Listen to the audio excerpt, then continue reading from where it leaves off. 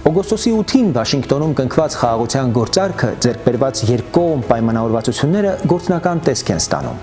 Սկսեց նախորդին աշխատել հայ-ամերիկյան աշխատանքային խումբը, որի մանդատն է կյանքի կոչել 3 ռազմավարական ուղղություն՝ խաղաղության խաչմերուկ ճանապարհների ապաշրջափակման նախագիծը, արհեստական բանականության եւ կիսահաղորդիչների շուրջ նորարարական գործընկերությունը եւ էներգետիկ անվտանգության խորացումը։ Սա մեխն է, որով ամրացվում են օգոստոսի 8-ին Միացյալ Նահանգների եւ Հայաստանի ղեկավարների միջև ձեռք բերված քաղաքական համաձայնությունները։ Ամերիկյան կողմը հստակ մտնում է մեր տարածաշրջան որպես երկարաժամկետ գործընկեր։ Դա նշանակում է ֆինանսավորում, տեխնոլոգիա, քաղաքական աջակցություն եւ անվտանգային նոր հաշվարկներ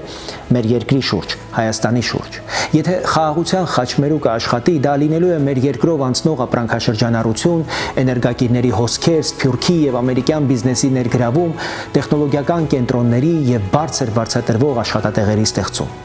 Ինչքան շատ կապ, բեռ, ներդրում եւ հետաքրություն անցնի Հայաստանով, այնքան ավելի բարձր կլինի Հայաստանի գինը ցանկացած բանակցության սեղանի շուրջ։ Հիմա ամենակարևորը հետեւյալն է՝ օգոստոսի 8-ի պայմանավորվածությունների իրականացումը չթողնել թղթերի մեջ։ Որքան արագ ու հետևողական աշխատեն այս աշխատանքային խմբերը, որքան հստակ արդյունքներ տեսնենք գետնի վրա, այնքան քիչ շանս կլինի նոր էսկալացիայի, նոր պատերազմի եւ այնքան մեծ կլինի խաղաղ, բաց, անվտանգ Հայաստանի